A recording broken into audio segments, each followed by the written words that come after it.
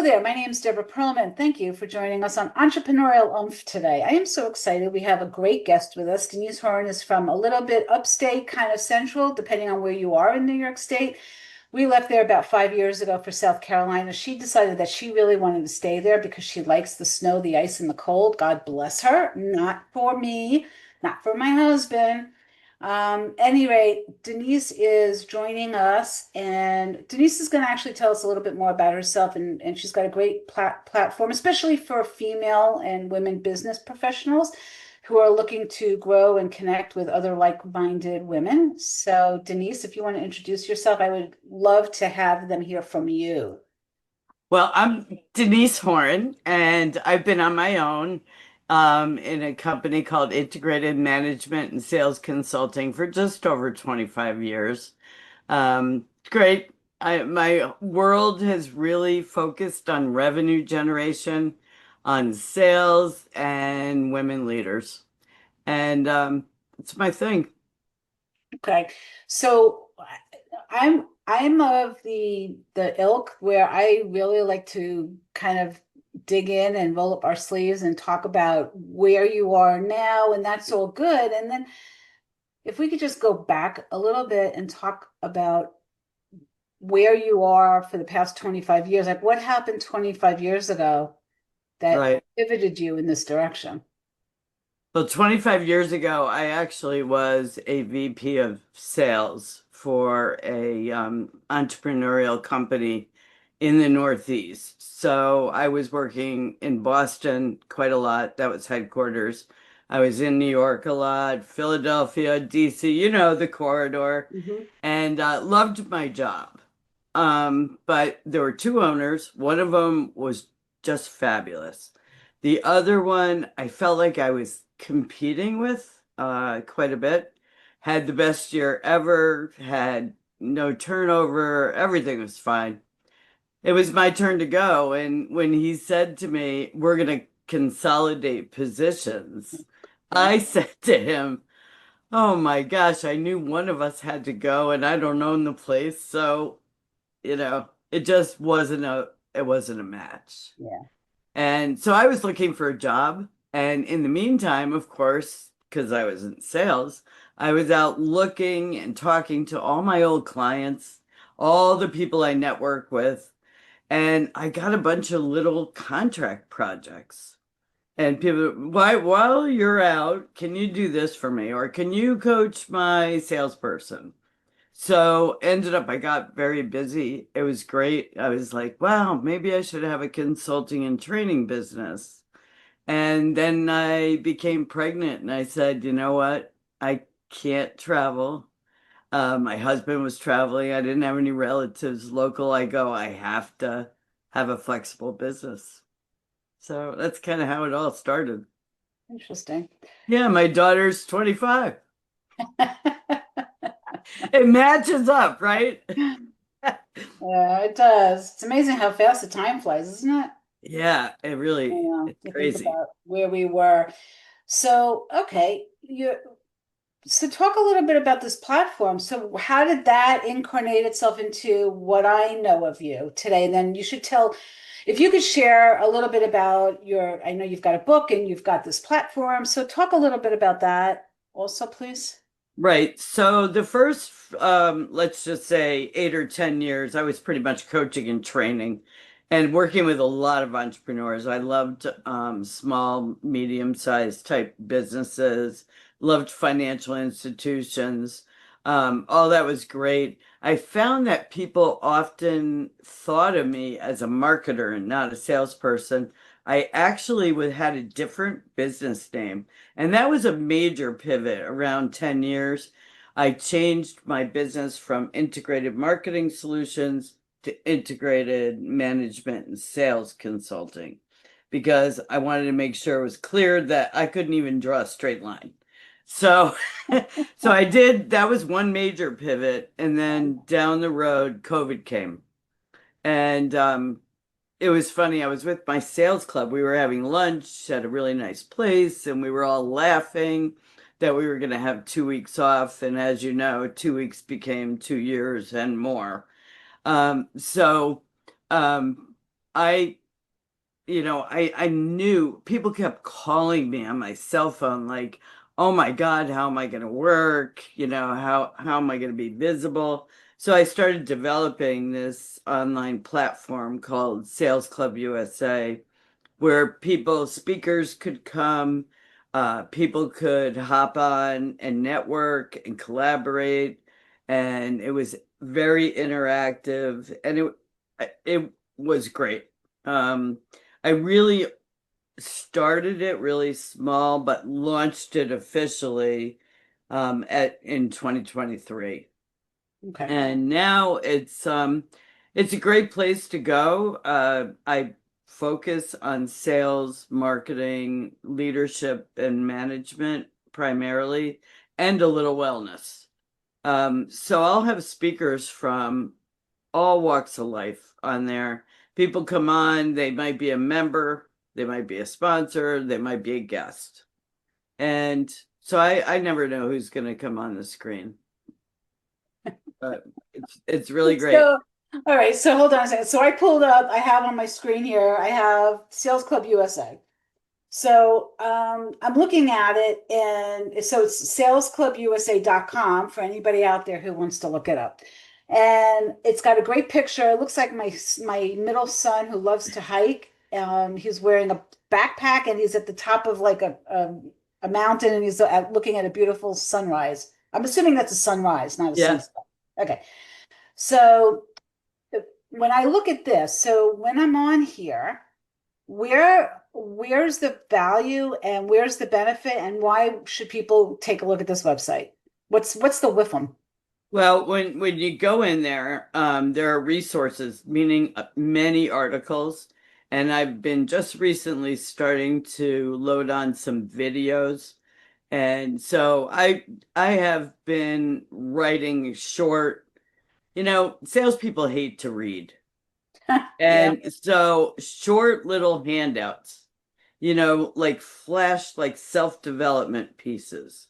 So I put those on there. There's also um, a lot of events. If you hit the events tab, there are Hmm. virtual events and there are in-person events. Right now, we're getting ready to load on February's calendar. January's up there. And people will register and hop on to a virtual event, or if you're in the Albany Capital Region, you might join us for a live event. We've got both. I also wrote a book in 2021, and behind me, Stories from the Sales Field. And it's a great story in itself. It's also for sale on there. And people can reach me as well if they want to book a coaching or any kind of conversation, Okay. um, as you can see. But interesting story about the book, if you want to know about it. No, don't tell me. I don't want to know. No, just keep it a I secret. I know, exactly. Uh, Well, in 2019, actually, I started interviewing, and you can find everybody on LinkedIn now. So I went back and I looked for all the amazing salespeople I had met in my career, either through, coaching or back when I was managing, and found all these people. And I actually took me a year to interview. There's yeah. 60 interviews in the book, Nice. and they're all short because, you can't read. And it was so much fun. But then it was getting ready to launch about 2 weeks before the lockdown. And I called the publisher and I said, I cannot send you my book. And they're like, oh, you're not finished? I'm like, I'm finished. But the world's about to change. So I went back and rewrote the end of the book to be more forward looking. And finally launched it in the middle of COVID. I had a lot of virtual events. It was tough. It's not like, yeah, I went to book signing. There was Yeah. nothing open. So all right. So I'm looking at this and I'm looking at entrepreneurs, and there's a lot of women things in here, but I see guys in here. So is this for men as well? Yes. Sales Club USA is open to anyone.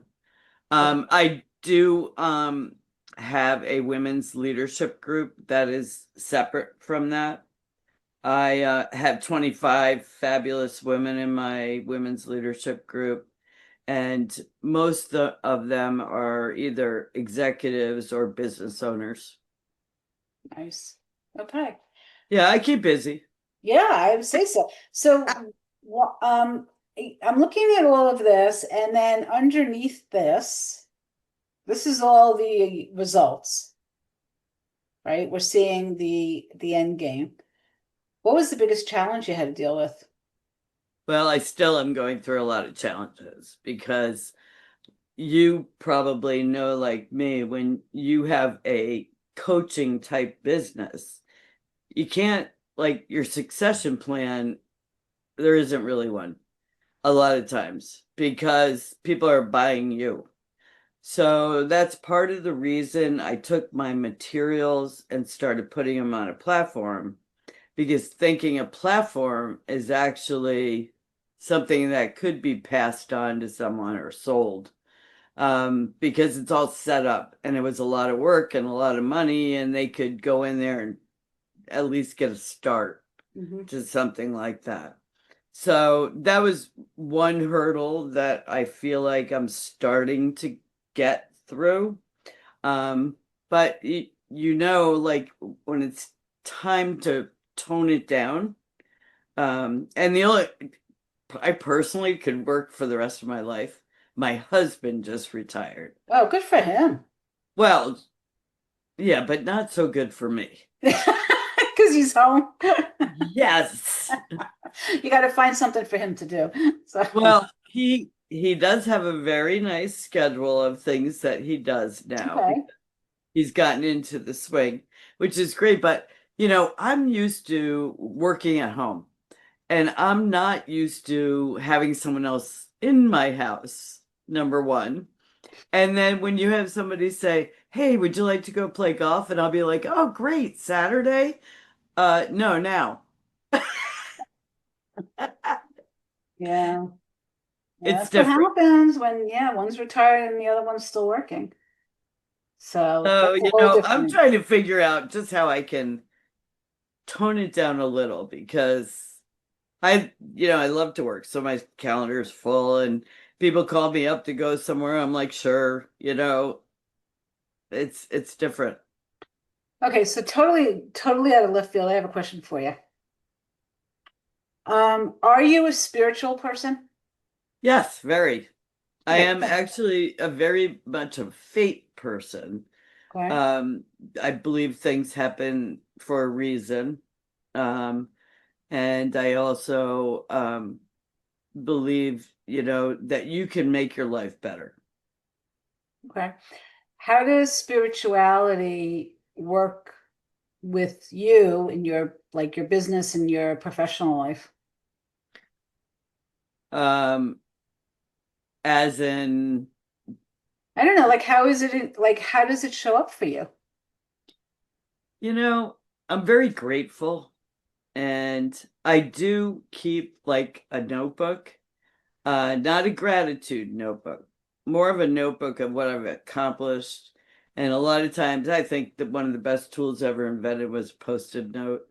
And you'll find a post-it note on a day, and I'll just jot down a few great things that might have happened, or maybe something that I'd like to work on in the future.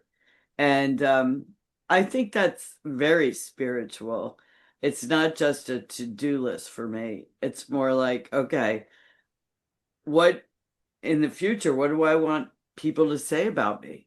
Like, how do I want to look in the outside and to the community that I'm trying to also leave something, or at least be helpful and a mentor to people. Okay, so why is that important to you? Um, I think younger people need, especially women, need older women to kind of talk about what life's really like. I think they have a little bit of a clouded view. I've got a couple female interns working for me, and they're wonderful. I call it reverse mentorship. because they Mhm. teach me all this crazy technology, It's good. and I try to tell them, what life might look like when they're 40, 50, 60, Hmm. whatever. Okay. So I'm gonna turn the conversation a little bit into a different direction. Is that okay? Okay. All right. So many, many, many years ago, my husband and I had just been married, and I was working as a sales rep, my first job as a salesperson. I didn't even know that selling was a profession. I had no idea. I didn't know anything. And I'm working for two brothers, and the two brothers own a regional office supply company, and they ran a really good business. It was two brothers, all right. And I'm going to tell you their names. It was the Bedrin brothers, Bedrin, Bedrin, and it was an office supply company that I joined the team, and I'm going to use names. I don't care. The manager's name at the time, the sales manager, was Ted Vayman. And I was like, within 6 months, I was MVP. I was like, really, I Yay. didn't know that I was just naturally good at persuasive conversations and building rapport very quickly and all the things that really help to build those relationships. And then it not only leads to business, but it leads to referrals, and you start to grow very quickly, and you become, a high ranking, in the stats anyway, salesperson, pretty quickly in a company. And I got Toshiba. And for those of you who don't know, Pioneer, this is going back a long time ago, Pioneer Communications of America. So we get those companies in. This is when Pioneer was making, do you remember, I don't even know what they're called anymore. They were the discs, the big ones though, where you would play a movie and the thing was bigger than a record album, right? Yes. I got pregnant. And right, and so I'm Jewish. I'm a Jewish woman, and the one of the things that's very, it's superstition, tradition, whatever. You don't tell anybody that you're pregnant for at least the first 3 months, Right. because God forbid something happens. You don't want to have to, whatever. You want to make sure the baby's safe and healthy before you announce it, right? So I wasn't saying anything, but I was so sick. I was pulling over on the way to appointments, and I was very neat, never made a mess on my shoes, never made a mess on my clothes. And then, I would get to my appointment, but I was always tired. So I would have to stop at home and take a nap or pull my car over and close my eyes for a few minutes. So anyway, so I get all of these companies. I get Toshiba of America, where we set up the fax system where you're electronically, sending in an order, which was like this is 35 years ago. Okay. Um, Ted calls me into his office. I'm ranked number one. I just did a contract. Toshiba just signed the contract for a 5-year commitment that they will buy all their office supplies from them. The company is about to go national. A national office supply company just made an offer. I didn't know that at the time. And Ted Vayman says to me, we're going to, like you said, consolidate your territory. Oh boy. And now in sales, that means we're taking your big accounts that we're paying you commission on. We're going to turn them into house accounts so we don't have to pay you commission, and we'll take care of the management team. So, ladies and gentlemen out there who are in sales, take note of this. Yes. You protect your clients, you protect your relationships, you protect the work that you've done, and don't let anybody do this to you. Now, when Ted said that to me, the back of my head, my right side intuitive higher self was screaming, tell him you're pregnant, tell him you're pregnant, tell him you're pregnant. But just, the words didn't come out of my mouth. And this is where the spiritual piece comes in, because I really believe that my higher self was saying, tell them you're pregnant, and I just didn't. They let me go, and our lives would have been extremely different had I opened up my mouth, because he wouldn't have been able to fire me if I told him I was pregnant, Right. right?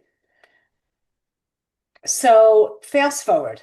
Okay. So now you and I are having this conversation. You mentioned that something similar happened to you, where it was, and some people will say, well, it was the good old boys, because we used to say that too, right? Yeah. And we're the women, right? And that could be part of it also. I don't know. That could be in our own minds. but when you're talking about sales for anybody in any industry, any age, anywhere in the nation, anywhere in the world, for me, I wonder, and I'm asking you this question. What do you think the number one trait is or characteristic, especially for women, to have in a capacity where it's required for them to sell so they can survive, whether it's their own business themselves, because they have to sell themselves. And what is the one characteristic that every human being, especially women, has to have to be successful in selling? First of all, they have to be interested in others. Mm. They need to ask the right questions. They need to listen. They need to be authentic with that person. There's a bond when you're with another female that you don't have when you're talking with another male. And, that's crazy, but for me to say that, but that is true. There's a little bit of a difference. But you can be great with males or females. It's just a matter of, do they trust you? Do they feel like you're providing value? Are you able to educate these people in something that is helpful to them? So I think all that comes into play. On the spiritual side, I think you need Yeah. to be very honest. I think that's part of spirituality, that you're honest and that you're upfront with yourself. And, you protected yourself and maybe the life of the child. And you did it for a reason. And whatever happened for a reason. And look where you are now. I know things happen for a reason, right? So there's the Yeah. other thing, right? So that's where that other part of the faith comes in. So okay, so this has been my experience, and you mentioned it for yourself, and I don't know what it's like to be starting out in the sales world today, except for with when I'm working with my clients, and Right. I hear from them, and I still hear this, and it's so frustrating to me because I don't know, it's not a weakness, and yet it's perceived being kind, being honest, being ethical, Mm-hmm. really giving a crap about somebody else's needs over your own. That's all signs of in some, and I don't know why. Like, why Right. is that considered a weakness? Why isn't that the strength? And the people who are, really selfish and self-serving, why aren't they the ones who are like, why is society applauding the the self-serving and not the ones, unless you're like Mother Teresa, right? Then you're so sacrificing that.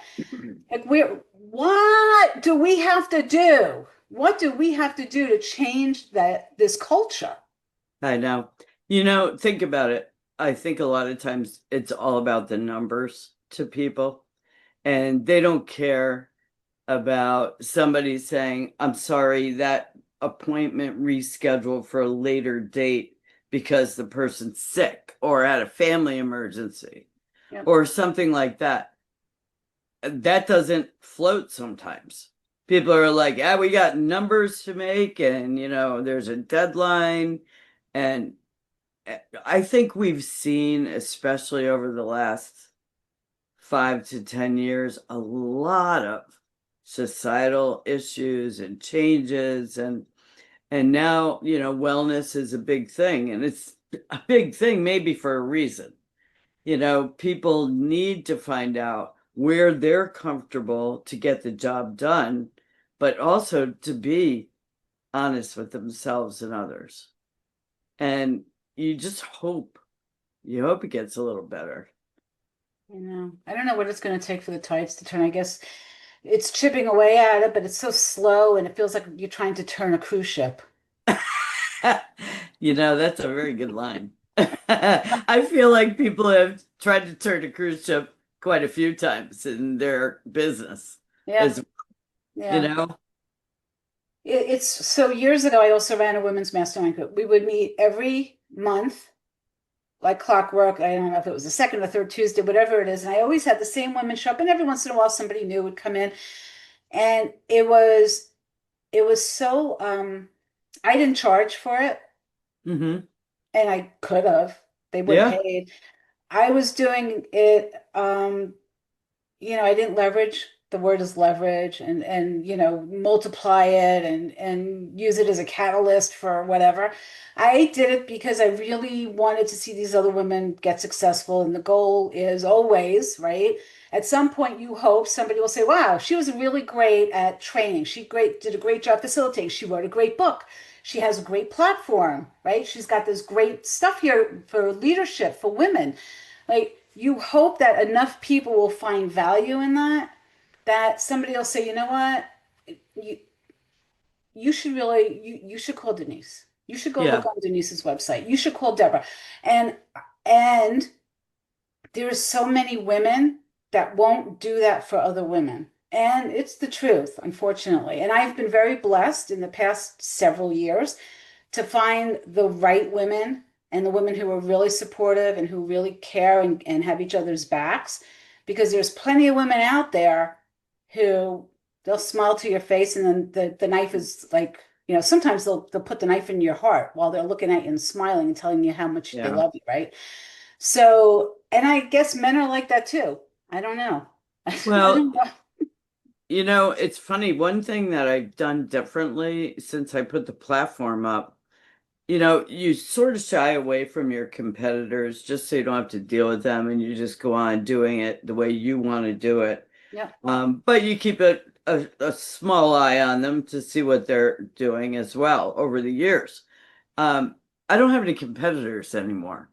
What I did was I invite them all to come and speak. You know, I don't need to be the show anymore. Good for you. So I brought all these people, and people are laughing at me. I called up like the Sandler reps, and they're like, "Why are Yeah. you calling me?" I'm like, do you want to do a a platform or a panel with me?" And they'll be like, "Oh, okay."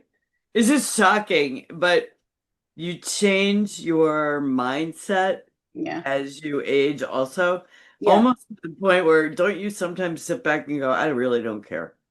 So, and then you move on to Yeah. something else. I think that's the blessing in being a little bit older, a little bit wiser, and having the experience. Yes. It's a blessing because Yeah. you realize like it doesn't matter. I don't Right. care what, if you're successful. I hope that by the way, just in case somebody didn't get it, it's called Sales with an S, clubusa.com. Sales with an S, clubusa.com. Sale, I'm going to say it millions of I hope, Denise, that right, that this opportunity to be here and talk about you and your book, what's the book is Sales Field? Stories from the sales field. Stories from the Sales Field. That you become so successful that somehow or other I have something to do that ripples out and it's And I will tell everyone, good. Deborah, I will tell the world who you are. I've already I've already told all kinds of people, oh, I'm doing this great podcast, met this person on, on the screen there. It, People laugh at me because I'm like, my favorite line is talk to strangers. Yeah, I don't care who they are. yeah. And I Mhm. think what we just did is a great example of how women support other women. Right. They do, don't Yeah. they? Yeah, I had a conversation with somebody the other day, and I said to him, so I belong to another organization, like I have my own business and my own consulting and coaching and training, and then I'm on some coaching teams outside of that. And one of the guys I spoke to, it's all men. It's all men. And I said to him, be careful not to create a good old boys club because the perception is the reality, right? Right. There's not one woman in their leadership group. And I would say to you that there's several women who absolutely could easily step into any of those shoes. And I think the guys are intimidated. Well, That's where I'm going. you know what? Some women will not hire a male coach. They won't hire a male coach. Right. Oh, why is that? That's interesting. A lot of females won't. How come? They don't. I think they feel like they can't relate. and they can't tell their underlying story. Yeah. And I see that in my leadership group of people, they want to get together, and outside of our regular monthly meeting, and they want to get together and just talk to each other and ask stupid questions on like child rearing or menopause or something like that. Yeah. And And I definitely can't relate. you're not going to do that with other ones, right? No, that's interesting. It's so funny. So one of the questions that came up during one of the group retreats that I was on, one of the male coaches said to me, "Why do you think there's like so many more male coaches than females?" And I was like, I have no idea. Do you have any idea? Actually, around here, I think there's more female So you coaches. think it's geographic, huh?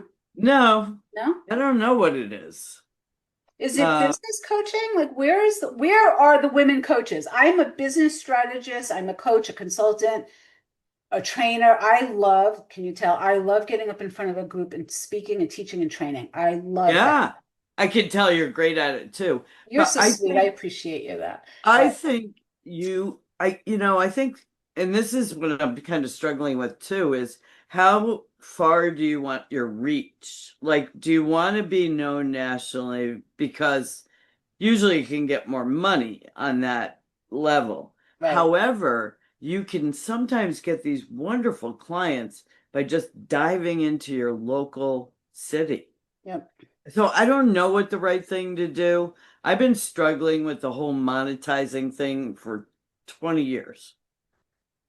Like, It's where do you wild. spend your time? How do you make money? Uh, you know, I don't know. And I think I'm resilient enough to keep trying other things, but Yeah. you brought up a very good point. Yeah. If you One look nationwide, I would say that there's a way to do this. So there's a new philosophy out there, and we're testing the waters, and I'm testing the waters with it now, and it's called one to many, and it's a coaching model where when you are a coach or a business consultant, instead of just working with one person at a time, you get on a Zoom call and you have whatever number of people, your clients, and it's one to many and it monetizes exponentially. yes, So that's a business model. absolutely. That's a business model. So I do know somebody who is part of are you familiar with the Women's Presidents Organization, No. WPO? Oh God, that's like three That's years ago. Yeah, yeah, Yeah, it's national. It's still yeah. around. It's still, but I know some people who have been past leaders, and they are now that type of a coach One to many. where they'll bring, four people or six people on a screen and do a group coaching. Yeah, And I think it's at least what I see doing it that way, it's pretty successful a lot of times. Everyone learns from each other. yeah. I think there is something to it. I Yeah, do. I do I think do. yeah, I haven't seen anything else that's been successful in that. And I do think that it's also depends on the industry. There are some industry. I thought manufacturing was going to be a really hard industry for me to continue in because that's kind of I spent many years in manufacturing. And I know about production and downtime and getting tools and dies on the machines Right. and all right. And I can teach people how to sell, working for any manufacturing company, talking about inventory and production, whatever. Um, and most of my clients, up until very recently, were either manufacturing or finance. Some of the best clients I had, my global companies that I worked with, they were in property restoration and in electronics Wow. and plumbing. I know more about toilets than anybody that's not a plumber should ever have to know. So, That's funny. so it's interesting. So I think also for anyone who's in sales, I think, I had somebody once say to me, well, I could sell anything. Okay, great. That's great. You can sell anything. I don't know. Do you find like you want to be passionate about what you're selling? Does it matter to you? Um, for me, it does right now. Yeah. I love people. I like to help them. I'm looking for growth. So I'm really selling ways of lifting them up and stuff like that. I wouldn't want to go sell something that doesn't have value. Would you? No, no. And I don't think I could sell something that I didn't believe in. Like when I was selling those office supplies, I knew that it was a good product. We had an inventory, it was good pricing. Like I was fine with that. But if they weren't able to deliver and the prices sucked, I would have been Right. like, you know what? You could probably get it at the five and dime down the street. Don't get it from these Yeah, guys. and now you can tell them to go to Amazon, Yeah. right? Yeah, that's right. Now they probably do go to Amazon. Exactly. But you know what I used to tell women like way back? I'd say pick an industry where it's not what I call a sexy industry. It's something that you're looking at and you're like, ugh, like chemicals or something like that. I go, if your goal is to make a lot of money, find something that's male dominated and stick out. That's good I advice. don't know if that was right or wrong, No, but I think that's worked great. for me. And, it worked for a lot of women I know that just got into a male industry. Yeah. Yeah, that's But interesting. That's an interesting perspective. I hadn't even considered that. So, yeah, so manufacturing and finance is mainly right? male dominated. Yeah, and I was very successful and I loved what I did. Yeah. Um, so all right, so getting back to you, because this is about you. I don't want to No, think it's about us. that we're having such a nice conversation. It's like, okay, I know. let me put the Exactly. train back on the track here. So you've got your book, you've got your platform.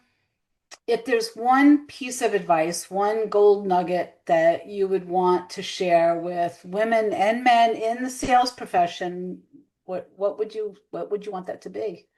Just keep growing your network. I Um, love that. you know why? I meet great people like every day almost. And you never know. Like I met you, I never know. Like, am somebody gonna ask me tomorrow, do you know a coach for this thing? And I'll be able to say yes. Of I course I mean, do. I know Debra Pearlman. She's amazing. You got to call her. exactly, but do you know what I mean? Like Uh-huh. you become a resource bank Absolutely. Yep. when you know a lot of people. Plus the fact it's just fun. It's fun to meet and hear Yes. about other people and their businesses and their struggles, and then you realize it's not just you also. Yeah, there's a lot of people out there that are in sales. It's interesting. So the one thing I will say is so right now, I just finished a 4-year stint with Keller Williams. I was Yeah, under great. contract with them as one of their coaches for their MAPS team. So the 4 years went by. I learned all about the real estate industry from a very different perspective than I had before. So I know all the Kellerisms. They have like their own language, right? And their own Right. sheet, their own forms and books and whatever. And what's really interesting is of all of the people that I've coached and still do in the real estate industry, I will tell you that maybe 40% men and women actually know their numbers, actually track. They know their conversion rates from the time they get a lead to how long that takes them to nurture to convert to the appointment, from the appointment to getting something signed or at least getting a proposal put together and then to the actual deal closing. 40% of them maybe are tracking on any given day. When I ask my clients, where are you? Now they know. Every week we meet, they have to know their numbers. And so when the resources that you have, does anybody talk about how important it is for these individuals, these sales professionals to really understand their business? You know how many, it's so funny you said that about real estate. I actually coached quite a lot of real estate people over my years, and they don't know. And I don't think they necessarily care, but but a lot of them don't. They're just Yeah. out there, oh, okay, I'll get a sale. But the really good ones, have you ever talked to a really good one? who has the goals, they have it mapped out, how many calls they got to make, Yeah. who they got to meet, where they need to be. Um, you then realize you got to let people that don't do that see what others are Yep. doing. But boy, you must have been hugely valuable to that company, especially to young people who really do want to make it in real estate. A lot of them, it's a very fast transition. Yeah.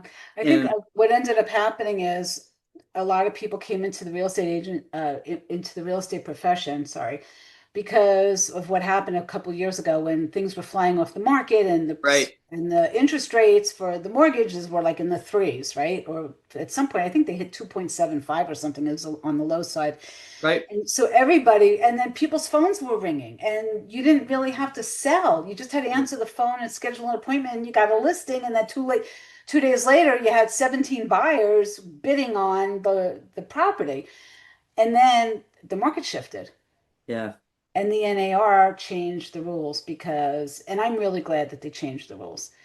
They didn't have to disclose how commissions actually worked. Hmm. And instead, right? So the NAR, National Association of Realtors, made some Right. legal changes, right?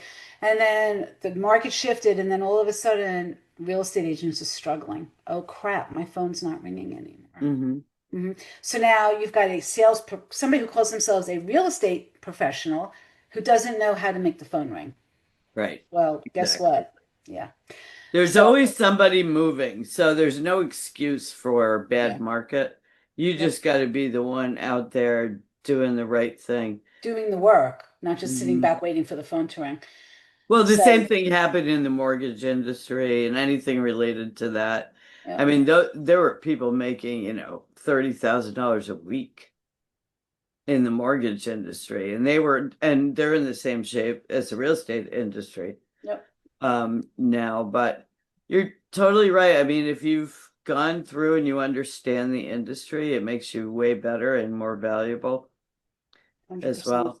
Yeah. But we could probably talk about we could tear apart every industry if we want. Absolutely. Yeah, 100%. Yeah. I'm It would be looking fun. I'm I think we looking should wait, we forward. should do a second, we should schedule a second podcast where you come on and we systematically attack. Yeah. Or where the opportunities are, where the challenges are. But if you think about it now, I'm watching the industries because I just had all my interns do this trends in business, marketing, sales, all that. Great. Of course, there's a ton of AI stuff going on, Yeah. but there's a lot going on in the energy market. The market went nuts yesterday. Everything's like changing and it's going here and going there. And where's the opportunity to help people, Yeah, I right? think I think we should do that. So when I meant attack, I don't mean attack the industry. I meant attack like as far as like the focus. I think if we focused on, I mean, there's opportunities all over the place. It would be so interesting. I would love that. I would love to see if you get emails or I get responses, anyone out there who's in the sales profession, whatever the industry, manufacturing, finance, plumbing, I don't care, property restoration, whatever it is. I would love to hear about what the biggest challenges are, and then Oh you and I yeah, could have a conversation and start addressing those and maybe talking about, what is the best strategic move to right. overcome that challenge, like you said, and where's the opportunities? Do a SWOT analysis, talk about Yeah. all those things, right? Yeah. I mean, I just did one on my platform, the SWOT analysis. And For it's on here, it's on your no, USA.com. No. no, I just did it about the Oh, platform that's so funny. Oh, that's awesome. Good for you. just because I want it. And I have a little marketing team. I got a contractor, a couple interns. It Nice. was a great experience for all of us to see where we are. Yeah, I think it's really important for those of the listeners that are not understanding or don't are familiar with a SWOT analysis, SWOT. So S is strengths, W is weaknesses, O is opportunities, and T is threats. And you do this about your own business. Where are your strengths? What are your weaknesses? Where do you have opportunities? And what are your threats? And then I used to walk my clients through who are your top three competitors and do a Right. SWOT analysis on them. Mm-hmm. And then you figure out what your value proposition is and how you differentiate yourself. And you don't talk bad about your competition. You just really, you know, e- exacerbate and extenuate the positives that you have and why somebody would want to work with you over your competition. So anyway, Still yeah, a valuable tool after all these years. yeah, it is. So It is. It's there are but things that stand the test of time. There are. you're right. Yeah. So I can't thank you enough, and I'm so excited that Are we're you closing the show? This is awesome. no, but Yes. my head is so excited to think about all this great stuff that you brought. No. Ah, My that's so closing. funny. I'm I've not never had a moved. guest start the soft close. You are definitely in sales. And I'm in sales because I knew that's exactly what you were doing. So, That's okay, hilarious. well, we are out of time. We are way over my virtual assistant Well, looking at me like, oh I my hate God. to say it. Maybe I was a little bit only because you made it very clear to me how much time I had, and I'm like, oh, am I taking too much? But part of No, me, I'm having such a good time with the conversation that I don't even care. My VA is going to have to figure all this out. Mash, I love you. Good luck. So, ah, that's great. all Well, right, thank you so again. you're welcome. So, okay, so one more time, how do people get in touch with you? How do they find you? So I have two sites, denisehoran.com and I have salesclubusa.com. I have a book on Amazon. You can just put my name in there, Denise Horan. I have an author's panel in there in Amazon. Um, but I'm very accessible and I'm on LinkedIn and many other platforms. Okay. Thank you so much for joining us today. Thank you so much to the listeners for joining us. I know that this is longer than the 30 minutes that I usually do, but you know what? When it's a good conversation, I don't care. Do you care? It was great. I didn't want to stop. No, not at So, all. No, so thank you so much, Deborah, and we'll be back in touch. absolutely, 100%. To the listeners, please listen to Entrepreneurial OOMPH. It's released every Tuesday on YouTube, Spotify, iTunes, iHeartRadio. I've got a book behind me. It's called OOMPH. I'm also on Amazon and Kindle. And I so look forward to our next guest next Tuesday. Thank you all so much. Subscribe to YouTube. I need to get to 100 subscribers to change the algorithms. Get the word Okay, out there. All right. good. Thank you, guys. All Thanks. right.